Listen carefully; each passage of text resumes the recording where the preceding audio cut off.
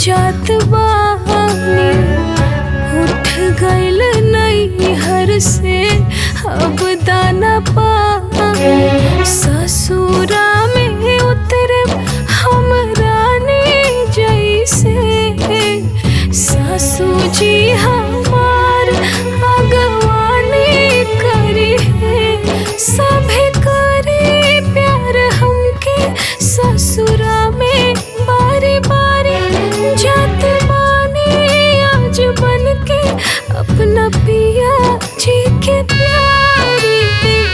पहिन के हम जात बानी गवनवा के साड़ी, पहिन के हम जात बानी गवनवा के साड़ी।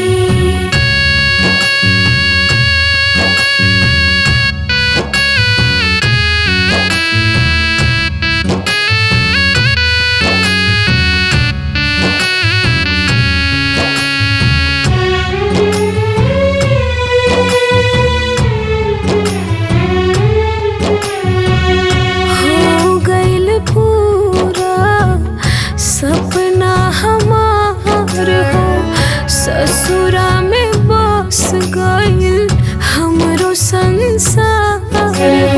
बड़ा खुश